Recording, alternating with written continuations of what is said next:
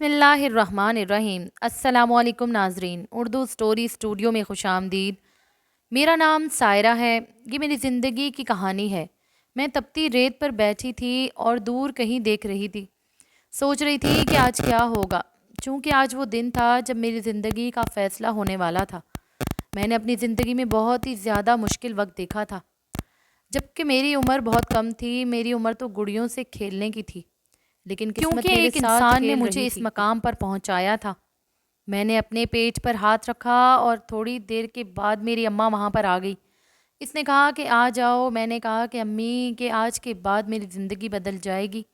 میری ماں نے کہا کہ ہاں، زندگی تو بدل جائے گی۔ میں نے کہا کہ کیا سب کچھ ٹھیک ہو جائے گا؟ تو میری ماں نے کہا کہ نہیں، کچھ ٹھیک نہیں ہوگا، بلکہ شاید اور خراب ہو جائے گا۔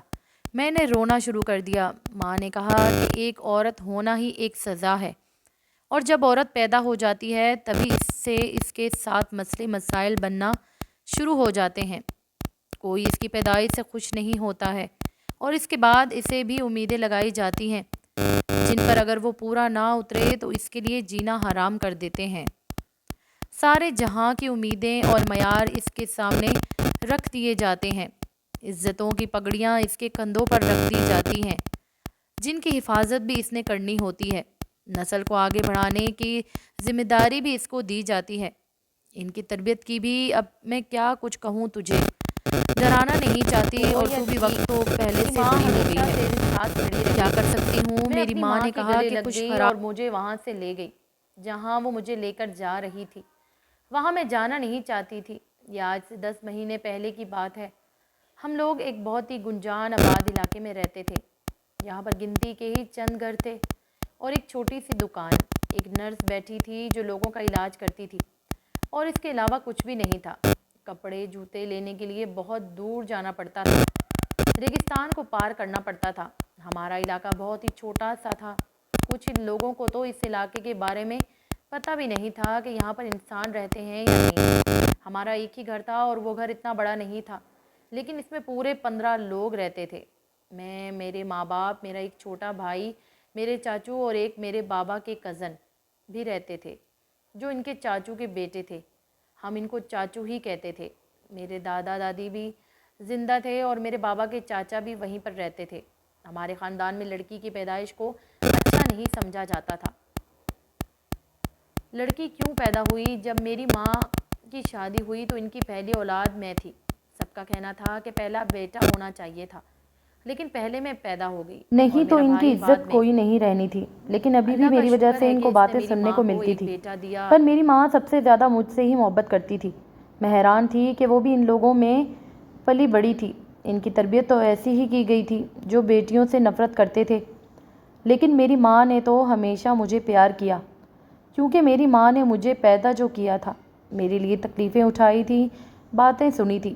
میرے بابا اچھے انسان تھے، لیکن ہم سے اتنا زیادہ پیار نہیں جتاتے تھے۔ پیار تو کرتے ہی ہوں گے، پر ان کو پیار جتانے کی عادت نہیں تھی۔ ایک دن میں نے اپنی ماما اور بابا کو باتیں کرتے ہوئے سنا۔ میری ماں نے کہا کہ کیوں بیٹیوں سے نفرت کرتے ہو؟ تو میرے بابا نے کہا کہ بیٹیاں کبھی بھی ایسی بدنامی لے کر آتی ہیں جو بیٹے بھی لے کر نہیں آ سکتے، اس لیے بیٹیوں سے نفرت کی جاتی ہے، کیونکہ وہ آپ کو رسوا کر دیتی ہیں، بے وقوف ہوتی ہیں، سمجھدار نہیں ہوتی۔ ان کی ایک چھوٹی سی غلطی پورے کے پورے خاندان کی عزت کو ختم کر کے رکھ دیتی ہے۔ امی نے کہا کہ اگر بیٹیوں سے اتنی نفرت کرتے ہیں تو پھر بہو کہاں سے لے کر آئیں گے؟ اگر بیٹیوں کو پیدا ہونے سے پہلے ہی مار دیا جائے گا تو پھر بیٹوں کی شادی کس سے کریں گے؟ میرے شوہر نے کہا کہ یہ بات بڑی گہری ہے اور بڑی سمجھنے والی ہے، لیکن بس جو ہو رہا ہے وہی ہوتا رہتا ہے۔ امی نے کہا کہ ہماری بیٹی پر کبھی کوئی آنچ نہیں آئے گی، آپ وعدہ کریں۔ بابا نے کہا کہ پاگل ہو گئی ہے تو؟ کیوں آئے گی اس پر کوئی آنچ؟ میری اولاد ہے، وہ میرے خون سے بنی ہوئی ہے، اولاد ہے، میں ہمیشہ اس کا خیال رکھوں گا۔ یہاں پر سب لوگ اپنی بیٹی کو برا بھلا سمجھتے تھے، تو کیا ہوا؟ میں تو برا نہیں سمجھتا۔ میری کوئی بہن نہیں ہے اور میری کوئی پھپھو بھی نہیں ہے۔ اس خاندان میں 2 نسلوں کے بعد بیٹی پیدا ہوئی ہے، اس لیے ان لوگوں کو اتنی محبت نہیں ہے، لیکن ہماری تو اپنی اولاد ہے پاگل، ہم کیوں نہ اس کا خیال کریں گے؟ وہ کبھی بھی میرے لیے کوئی چیز لے کر آتے تھے، میری دادی جان ان کو بھی منع کرتی تھی اور کہتی تھی کہ گھر میں اور بھی بچے ہیں، ان کے لیے لایا کرو، اس کے لیے مت لایا کرو۔ ان پیسوں سے اس کے لیے چیز لانی ہے وہ پیسے بھی لا کر اپنے بیٹوں کو دے دیا کرو، اور اپنے بھتیجوں کے لیے کوئی اچھی چیز لایا کرو۔ وہ تو لڑکے ہیں، ان کو اچھا کھانے پینے کی ضرورت ہے۔ اس کا کیا ہے، اس نے تو گھر میں ہی رہنا ہوتا ہے۔ لیکن میری دادی مجھ سے بہت سارے کام کرواتی تھی، لیکن مجھ سے بالکل بھی پیار نہیں کرتی تھی۔ ایک دن ہم نے کسی شادی میں جانا تھا تو میری دادی نے کہا کہ اس کو نہیں لے کر جائیں گے، ورنہ سب پوچھیں گے کہ یہ بیٹی آپ لوگوں کے خاندان میں 2 نسلوں کے بعد پیدا ہو گئی، کتنی عجیب بات ہے۔ میری ماں نے کہا کہ اس کو اکیلا تو نہیں چھوڑ کے جا سکتے۔ میری دادی نے کہا کہ کوئی بات نہیں، اکیلا چھوڑ کر جائیں گے تو کیا ہو جائے گا، خود سے کھانے پینے والی ہے، کوئی بچی تو نہیں ہے جو اکیلی ڈر جائے گی۔ 2 گھنٹے کی بات ہے، ہم 2 گھنٹے میں واپس آ جائیں گے۔ میری ماں مجھے چھوڑ کے نہیں جانا چاہتی تھی۔ میری ماں نے کہا کہ پھر آپ لوگ جائیں، میں بھی نہیں جاتی، میں اور میری بیٹی گھر پر ہی رکیں گے۔ اور میری دادی نے کہا کہ تم اس گھر کی بہو ہو، تم رہ گئی تو لوگ کتنی باتیں کریں گے، تمہیں تو آنا ہی ہوگا۔ میں نے اپنی امی سے کہا کہ آپ چلے جائیں، مجھے کچھ نہیں ہوگا، 2 گھنٹے کی تو بات ہے، میں نے تو سو جانا ہے۔ میری ماں نے کہا کہ تم اندر سے کنڈی لگا کے رکھنا۔ میری دادی نے یہ بات سن لی۔ میری دادی نے کہا کہ کیوں، کیا یہ کسی پرائے کے گھر میں بیٹھی ہے جو تم اس طرح کی باتیں کر رہی ہو؟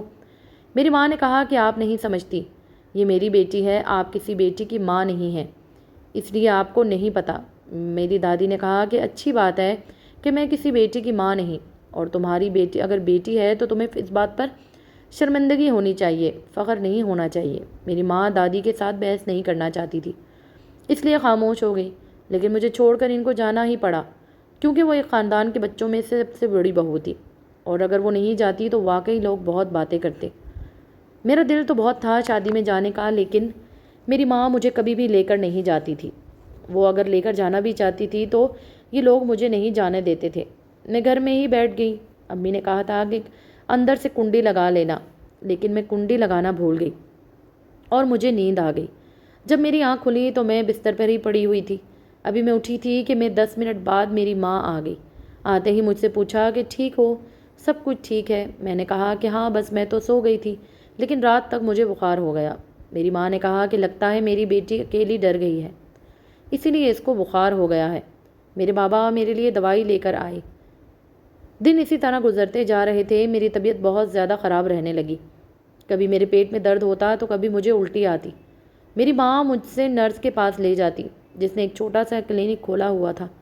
وہ مجھے کوئی نہ کوئی دوائی دے دیتی۔ اس کے پاس کوئی مشین بھی نہیں تھی جس سے وہ میرے پیٹ کے اندر دیکھ سکتی کہ پیٹ میں درد کیوں ہو رہا ہے، بس اس کے پاس دوائی ہوتی تھی جو وہ سب کو دے دیتی تھی۔ بڑی ہی گھٹیا دوائی تھی، لیکن یہاں کے لوگوں کو آرام ہی آ جاتا تھا۔ میری طبیعت بہت زیادہ خراب رہنے لگی تھی، مجھے الٹیاں بھی آ رہی تھیں۔ میری ماں مجھے ایک دن عجیب سی نظروں سے دیکھ رہی تھی۔ میں نے کہا کہ کیا ہوا امی؟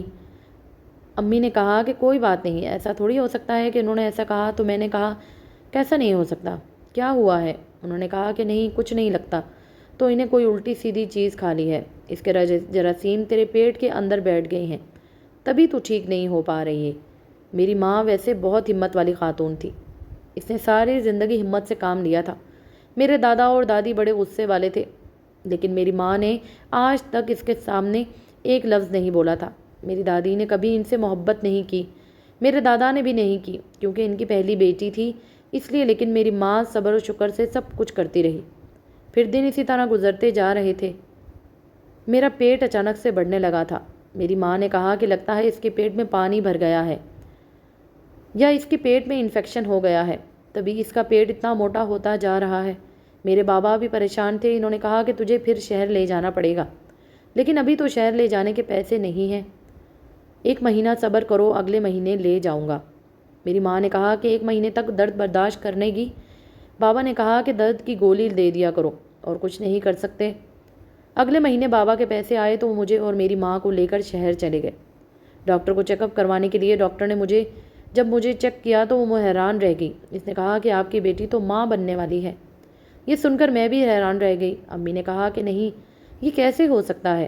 ڈاکٹر نے کہا کہ ہم نے مشین سے دیکھا ہے، آپ کی بیٹی ماں بننے والی ہے، بلکہ 2 جڑواں بچوں کی ماں بننے والی ہے، اور اب تو کافی وقت بھی گزر گیا ہے، کیونکہ میری طبیعت خراب ہو جائے 4-5 مہینے گزر گئے تھے۔ ڈاکٹر نے کہا کہ اب کچھ نہیں ہو سکتا، اس کے بچے کو پیدا کرنے ہی پڑیں گے۔ میرے ماں باپ کے لیے خود اور میرے لیے بھی یہ بہت بڑی عجیب خبر تھی۔ میرے بابا نے وہیں پر میری ماں سے جھگڑا کرنا شروع کر دیا۔ ڈاکٹر نے کہا کہ دیکھیں، آپ کو اپنی بچی پہ نظر رکھنی چاہیے تھی اور اپنے گھر کے حالات پر بھی۔ اب ایک دوسرے سے جھگڑنے سے کچھ نہیں ہوگا۔ اگر آپ لوگ کچھ اور سوچ رہے ہیں تو دماغ سے نکال دیں، نہیں تو اس طرح آپ کی بیٹی کی جان کو خطرہ ہوگا۔ آپ کی بیٹی کو خون کی بہت کمی ہے اور اس کی عمر بھی بہت کم ہے۔ میرے بابا سر پکڑ کر بیٹھ گئے۔ میری ماں نے رونا شروع کر دیا۔ میرے بابا نے میری ماں کو کہا کہ تم کیسی عورت ہو؟ تجھے پتہ نہیں چلا کہ تیری بیٹی کے ساتھ کیا ہو رہا ہے؟ میری ماں نے کہا کہ مجھے کیسے پتہ چلتا، میرا دماغ اس طرف گیا ہی نہیں تھا۔ یہ تو اتنی چھوٹی بچی ہے۔ ڈاکٹر نے کہا کہ عمر سے کوئی فرق نہیں پڑتا، اس سے چھوٹی بچیاں بھی ماں بن سکتی ہیں۔ آپ لوگوں کو دھیان رکھنا چاہیے تھا۔ میں گھر آئی تو میرے بابا اور میری ماں نے مجھے بری طرح ڈانٹا اور مجھ سے پوچھا۔ اب وہ مجھ سے عجیب و غریب سوال کر رہے تھے جن کی مجھے سمجھ بھی نہیں آ رہی تھی۔ مجھے پتہ بھی نہیں چل رہا تھا کہ یہ بات گھر والوں کو پتہ چل گئی۔ گھر میں بڑا فساد بنا۔ میرے بابا نے یوں تو مجھ پر ہاتھ بھی اٹھایا تھا، لیکن جب میرے دادا نے مجھے مارنے کے لیے آگے بڑھے تو میرے بابا نے ان کا ہاتھ روک لیا۔ انہوں نے کہا کہ بچی ہے، وہ اسے خود نہیں پتہ کہ اس کے ساتھ کیا ہوا ہے، آپ میری بچی پر ہاتھ نہیں اٹھائیں گے۔ میرے دادا نے کہا کہ ہاتھ نہیں اٹھائیں گے، اس کو تو اس گھر سے نکال دینا چاہیے، یہ تو ہم سب کے لیے بدنامی کا باعث بنے گی۔ لیکن میرے بابا نے کسی کو بھی مجھے نقصان نہ پہنچانے دیا۔ میری اور میری ماں کی حالت اس گھر میں اور بھی بری ہو گئی۔ میری ماں کو دن رات باتیں سنائی جاتی۔ میری ماں روتی رہتی، مجھ سے بھی پوچھتی کہ میں نے کیا کیا ہے۔ میں نے ان کو بتایا کہ مجھے کچھ نہیں پتہ۔ امی نے غصے میں مجھ پر ہاتھ اٹھایا کیونکہ ان کو اتنی لمبی باتیں سنا دی جاتی تھی کہ وہ پریشان ہو جاتی تھی، لیکن بعد میں میری بھی مدد کرتی تھی۔ مجھے درد ہوتا تھا تو مجھے دوائی بھی دیتی تھی، میری مالش کرتی تھی، میرا سر دباتی تھی۔ میرے بابا کہتے تھے کہ ابھی تو یہ بات گاؤں والوں کو پتہ چلے گی تو نہ جانے کیا ہوگا، کیا کریں گے ہم۔ اب کچھ مہینے اور گزر گئے۔ ہم دوبارہ ڈاکٹر کے پاس گئے۔ میرے بابا نے ڈاکٹر سے پوچھا کہ کیا ایسا نہیں ہو سکتا کہ یہ کسی طرح سے یہ پتہ چل جائے کہ ان بچوں کا باپ کون ہے؟ تو ڈاکٹر نے کہا کہ بالکل ایسا ہو سکتا ہے، آپ کو اپنے اس کے پاس کے لوگوں کا ایک ٹیسٹ کروانا ہوگا جس کے ساتھ ہی یہ پتہ چل جائے گا کہ اس کا باپ کون ہے، لیکن یہ تبھی پتہ چلے گا جب اس بچے اس دنیا میں آ جائیں گے۔ میرے بابا نے کہا کہ ہم وہ ٹیسٹ ضرور کروائیں گے۔ ہم غریب لوگ ہیں لیکن بے وقوف نہیں ہیں۔ ہمیں پتہ ہو کہ ہمارے گھر میں کسی نے نقب لگایا ہے، کس نے ہمارے ساتھ یہ ظلم کیا ہے، ہم اس کو جان سے مار ڈالیں گے۔ بس اب انتظار تھا کہ بچے پیدا ہو جائیں۔ میں تو ابھی بھی خود بچی تھی اور 2 بچوں کی ماں بننے والی تھی۔ میری ماں بھی پورا دن اداس رہتی تھی، پریشان رہتی، رو دھو کر اس نے اپنا حال پورا کر لیا تھا۔ بابا سمجھاتے تھے کہ اب جو ہے جیسا ہے یہی ہماری زندگی ہے، اپنی اولاد کو موت کے منہ میں تو نہیں پھینک سکتے، اس کے ساتھ جو کچھ بھی ہوا ہے ہمیں برداشت کرنا ہوگا۔ جب میرے بابا کو اپنے ہی خاندان والوں نے زیادہ باتیں سنانا شروع کر دی تو میرے بابا نے کہا کہ میں نے پتہ لگانے کا طریقہ نکال لیا ہے، اس بچی کے ساتھ یہ ظلم کس نے کیا ہے، اور جب پتہ چل جائے گا تو میں اس انسان کو زندہ نہیں چھوڑوں گا، لیکن اس کے لیے اس کے پاس سارے لوگوں کا ایک ٹیسٹ کروانا ہوگا۔ یہ بات ہے یہاں کے لوگوں کے لیے ایسی ہی تھی جیسے کسی اور دنیا کی باتیں تھیں۔ میرے بابا تھوڑے پڑھے لکھے تھے، اس لیے ان کو ان باتوں کا پتہ تھا، لیکن ڈاکٹر نے انہیں بھی زیادہ نہیں بتایا تھا کہ ڈاکٹر کہہ رہی تھی کہ بہت سے لوگ اس بارے میں ابھی بھی یقین نہیں کرتے، لیکن ایک طریقہ ہوتا ہے جس سے پتہ چل جاتا ہے۔ جب یہ بات گھر میں ہوئی تو میرے دادا دادی اور چاچو وغیرہ نے مزید واویلا ڈال دیا۔ انہوں نے کہا کہ گھر کے لوگوں پہ شک کر کے ہمیں ایسا سمجھ رکھا ہے، تیری اپنی بیٹی ٹھیک نہیں ہے اور تو ہم پر الزام لگاتا ہے۔ میرے بابا کو سزا مل رہی تھی، بہت زیادہ میں پریشان تھی، دل کرتا تھا کہ جان لے لیں اپنی، تاکہ ماما اور بابا کی پریشانی تو ختم ہو جائے۔ ایک دن ایسے بھی کرنے لگی تھی کہ جب میری ماں نے مجھے بچا لیا اور مجھے گلے سے لگا کر رونے لگی۔ میری ماں نے مجھے ڈھونڈ لیا اور اس نے کہا کہ آجا میرے ساتھ۔ میں نے کہا کہ امی، آج کے دن کے بعد میری زندگی میں سب کچھ بدل جائے گا۔ انہوں نے کہا کہ ہاں۔ میں نے کہا کہ جو بدلے گا وہ اچھا ہوگا۔ تو میری ماں نے کہا کہ نہیں، اچھا نہیں ہوگا، شاید اس سے بھی بدتر ہوگا، لیکن برداشت کرنا ہوگا۔ میں نے کہا کہ پھر میرے زندہ رہنے کا کیا فائدہ، اللہ کرے میں مر جاؤں۔ میری ماں نے کہا کہ ایسا بالکل نہیں کہنا چاہیے، جو بھی مسئلہ ہو، جو بھی پریشانی ہو، میں تیرے ساتھ رہوں گی، ہمیشہ تیرا ساتھ دوں گی۔ ابھی بھی تو تیرا ساتھ دیا ہے نا، تو آگے کیا نہیں دوں گی میں؟ مجھے میری ماں کے ہونے سے بڑی تسلی تھی۔ میرے بابا بھی سب کچھ کر رہے تھے، لیکن یہ جو کچھ بھی ہو رہا تھا ٹھیک نہیں ہو رہا تھا۔ سارے گاؤں والوں کو پتہ چل چکا تھا اور میرے اپنے ہی خاندان والے ہم پر تھوک رہے تھے کہ ایک تو ان کی بیٹی نے کہیں منہ کالا کیا ہے اور اب یہ اس کا ساتھ دے رہے ہیں۔ اللہ نے میرا معاملہ آسان کر دیا، مجھے زیادہ تکلیف نہیں ہوئی اور میری گود میں 2 بیٹے آ گئے۔ اتنے پیارے بچے، اتنے خوبصورت بچے، آج تک کسی نے ایسے بچے نہیں دیکھے تھے، لیکن ان کے نصیب خوبصورت نہیں تھے۔ ان کے ساتھ کیا ہونے والا تھا ان کو تو ان کے باپ کا بھی نہیں پتہ تھا۔ میرے بابا اگلے ہی دن ڈاکٹر کے پاس گئے اور کہا کہ ہم نے ٹیسٹ کروانے ہیں۔ ان لوگوں نے 2 بندوں کو بابا کے ساتھ کیا اور کہا کہ یہ آپ کے گھر سے سیمپل کرائیں گے۔ گھر والوں نے کہا کہ ہم سیمپل نہیں دیں گے۔ تو بابا نے کہا کہ کیوں، تم لوگوں کے دل میں چور ہے؟ میرے دادا نے کہا کہ یہ اس کی غلط فہمی بھی حل کروا دو۔ سب کو کہا کہ سیمپل دو، لیکن سب کی شکل عجیب سی بنی ہوئی تھی۔ پھر بھی انہوں نے کہا اپنے خون کے سیمپل دے دیا۔ بچوں کے خون کا سیمپل بھی لے لیا اور رپورٹ ہسپتال پہنچا دی گئی۔ ہسپتال والوں نے کہا کہ 2 دن کے بعد اگر آ کر اپنی رپورٹ لے لیجیے گا۔ یہ 2 دن ہمارے لیے بڑے مشکل تھے، گزر ہی نہیں رہے تھے۔ گھر میں بھی عجیب سا ماحول بنا ہوا تھا۔ میرے دادا نے کہا کہ اگر کوئی گناہگار نکلا تو اس کو سزا میں خود دوں گا، لیکن اس گھر سے کوئی گناہگار نہ نکلا، اور تیری بیٹی نے کوئی چکر چلایا ہوا تو تیری بیٹی کو اور تجھے اس گھر سے ہمیشہ کے لیے جانا ہوگا۔ تم لوگوں کو کوئی حصہ بھی نہیں ملے گا اور تم لوگ ہمارے جیتے جی مر جاؤ گے۔ ہم تم لوگوں کو شکل بھی دیکھنا پسند نہیں کریں گے۔ میرے بابا نے کہا کہ جو بھی نتیجہ نکلے گا، جو کچھ بھی ہوگا، میں بھگتنے کو تیار ہوں۔ میری ماں رات کو میرے بابا سے بات کر رہی تھی۔ وہ کہہ رہی تھی کہ اگر ہم لوگ ہی غلط ہوئے تو میرے بابا نے کہا کہ ہم لوگ کیوں غلط ہوں گے؟ ہم لوگ غلط کیسے ہو سکتے ہیں؟ میری ماں نے کہا کہ اگر ہوئے تو کیا کریں گے؟ یہ لوگ تو ہمیں یہاں سے نکال دیں گے، ہم کہاں جائیں گے؟ بابا نے کہا کہ کہیں بھی چلے جائیں گے، میں مزدوری کر لوں گا، تم لوگوں کے گھروں میں کام کر لینا، بھیک مانگ لیں گے، لیکن اپنے بچوں پر اور اپنے بچوں کی اولاد پر کوئی آنچ نہیں آنے دیں گے۔ میرے بابا مجھ سے اتنا پیار کرتے تھے، لیکن پیار جتاتے نہیں تھے، ہمیشہ اپنے ہی کاموں میں مصروف رہتے تھے، لیکن وہ ہم سے اتنا پیار کرتے تھے، مجھے اندازہ نہیں تھا کہ وہ میرے لیے اپنے خاندان والوں سے جھگڑا کر رہے ہیں اور ان سے دور جانے کو بھی تیار تھے۔